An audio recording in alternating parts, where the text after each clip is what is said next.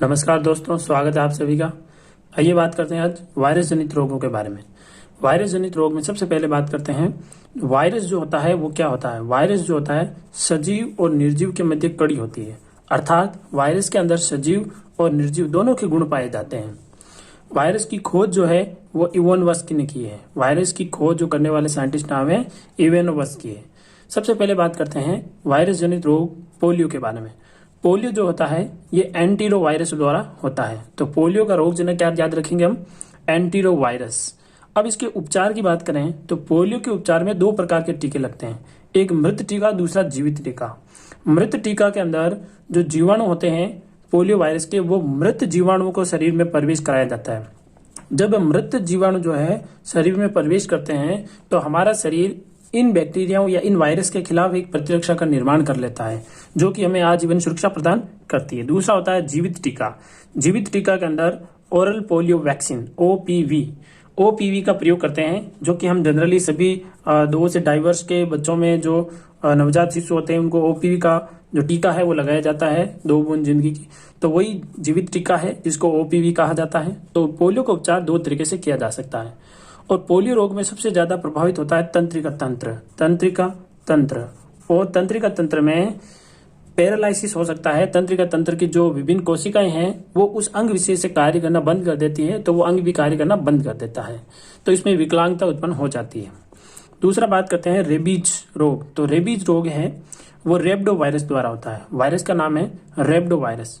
और ये किसकी वजह से होता है, ये संक्रमित कुत्ता या फिर बिल्ली द्वारा होता है। संक्रमित कुत्ता काट ले हमें कहीं शरीर पर तो उसकी वजह से हो जाता है, या फिर संक्रमित बिल्ली भी यदि काट लिया जाए तो उनकी लार के अंदर जो वायरस पाया जाता है उस वायरस का नाम होता है रेब्डो वायरस। संक्रमित कुत्ता और संक्रमित बिल्ली की लार में पाया जाता है रेब्डो वायरस, और ये रेब्डो वायरस जो है वो व्यक्ति को संक्रमित कर देता है। अब इस रोग से निजात पाने के लिए 2 प्रकार के उपचार है हमारे पास। एक है पहला ARV, दूसरा है HDCV। ARV जो टीका होता है ये होता है एंटी रेबीज वैक्सीन, इसका पूरा नाम आपको अच्छे से ध्यान रखना है। और HDCV होता है, ये होता है human diploid cell rabies vaccine. तो 2 प्रकार के टीके लगते हैं यहाँ, ARV और HDCV। फिर बात करते हैं बर्ड फ्लू। बर्ड यानी पक्षी, फ्लू यानी फैलने वाला वायरस। बर्ड फ्लू रोग जो है मुख्य रूप से मुर्गियों और पक्षियों द्वारा फैलता है। मुर्गियों और पक्षी जो है ये इसके जिम्मेदार होते हैं।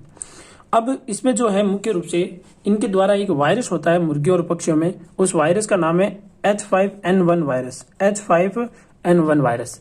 ये वायरस क्या होता है, पक्षियों के अंदर जब ये फड़फड़ाते उड़ते हैं तो ये वायरस हवा में आ जाता है, और हवा में आने के बाद में हमारी नासिका द्वारा ये फेफड़ों को प्रभावित करते हैं।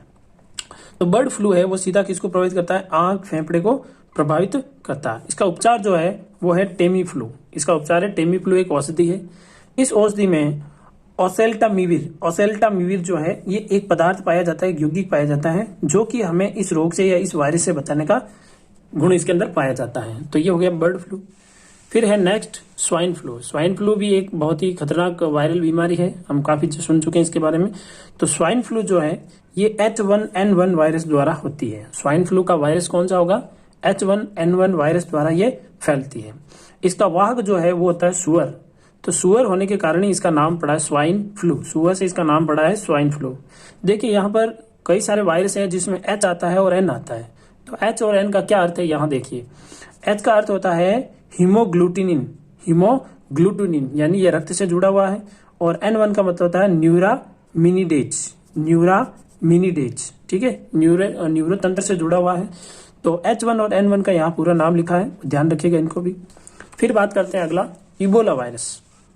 तो देखिए इबोला वायरस जो है, इबोला रोग जो है वो इबोला वायरस से होता है। इबोला रोग इबोला वायरस से होता है। इस वायरस की विशेषता ये है कि नाक, कान आदि से खून बहने लगता है। इबोला वायरस में नाक, कान आदि से खून बहने लग जाता है। और ये इबोला जो है ये एक इबोला नदी के किनारे 1976 में खोजा गया था, इसीलिए इसका नाम इबोला रखा गया है। और इसमें मुख्य रूप से नाक, कान से खून आने लगता है। आगे बात करते हैं डेंगू वायरस। डेंगू रोग जो होता है वो आर्बो वायरस से होता है। डेंगू का रोग जनक जो होता है आर्बो वायरस होता है, और इसकी वाहक जो होती है जिसकी वजह से ये वायरस एक जगह से दूसरी जगह, एक व्यक्ति से दूसरे व्यक्ति में फैलता है, तो वाहक होता है एडिस मच्छर।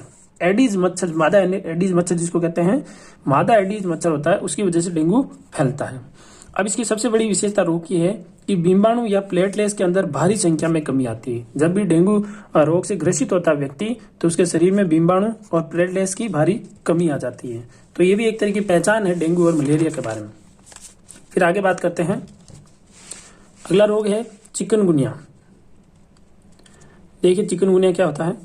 चिकनगुनिया जो होता है ये अल्फा वायरस से होता है, इसको अल्फा वायरस भी कहते हैं। तो चिकनगुनिया का वायरस क्या हुआ, अल्फा वायरस। ये भी मादा एडिस मच्छर द्वारा फैलता है। इसका वाहक जो है चिकनगुनिया का, जिस प्रकार डेंगू का वाहक एडिस मच्छर होता है, उसी प्रकार इसका वाहक भी एडिस मच्छर पाया जाता है, होता है। ये सिरदर्द, बुखार और जोड़ों में दर्द, ये इसका प्रमुख जो है लक्षण है। सिरदर्द बहुत तेज होगा, बुखार होगा और जोड़ों में दर्द होगा, ये इसका प्रमुख लक्षण होता है चिकनगुनिया का। फिर आता है एडिस मच्छर जो होता है ये हमेशा स्वच्छ जल में निवास करता है। एडिस मच्छर हमेशा स्वच्छ जल में निवास करता है और इसको टाइगर मच्छर भी कहते हैं। इसको किस नाम से जाना जाता है, टाइगर मच्छर के नाम से भी जाना जा सकता है। प्रश्न बन सकता है टाइगर मच्छर से कौन से मच्छर को जाना जाता है, तो करेक्ट आंसर होगा एडिस मच्छर। फिर बात करते हैं हिपेटाइटिस, जिसको पीलिया भी कहते हैं। हिपेटाइटिस वायरस से होता है, वायरस का नाम ही हिपेटाइटिस है। रोग हिपेटाइटिस है तो वायरस का नाम हिपेटाइटिस वायरस है। इसमें जो हमारे शरीर का प्रमुख है वो यकृत प्रभावित होता है, लिवर प्रभावित होता है। लिवर के अंदर बिल्यूरुबिन नामक एक वर्णक बन जाता है, बहुत ज्यादा बढ़ जाता है। वर्णक का नाम क्या है, बिल्यूरुबिन। ये बहुत इंपॉर्टेंट है, ध्यान रखिएगा। बिल्यूरुबिन वर्णक कौन से रोग में अत्यधिक बढ़ जाता है, वो है हिपेटाइटिस या पीलिया। और जो बिल्यूरुबिन नामक वर्णक जो होता है ये पीला होता है। पीला होने के कारण हमारे शरीर की त्वचा, आंख, नाखून, ये सब कैसे हो जाते हैं, पीले हो जाते हैं। तो ये हिपेटाइटिस और पीलिया की एक पहचान है। हिपेटाइटिस रोग जो है वो 5 प्रकार का होता है। Hepatitis A, hepatitis B, hepatitis C, hepatitis D और हिपेटाइटिस ई। इसमें सबसे खतरनाक रोग जो होते हैं वो होते हैं हिपेटाइटिस बी और सी। हिपेटाइटिस बी और सी सबसे ज्यादा भयंकर रोग होते हैं। फिर बात करते हैं कनफड़ा, जिसको मम्स भी कहा जाता है। कनफड़ा या मम्स, ये रोग होता है पैरामिक्सो वायरस से। वायरस का नाम है पैरामिक्सो वायरस और इसका उपचार जो है वो होता है एमएमआर। एमएमआर का टीका लगता है। एमएमआर का मतलब हुआ मिजल्स, मम्स और रूबेला। इन तीनों रोगों के लिए जो टीका लगाया जाता है वो है एमएमआर। मिलते हैं अगली क्लास में, तब तक के लिए जय हिंद, जय भारत।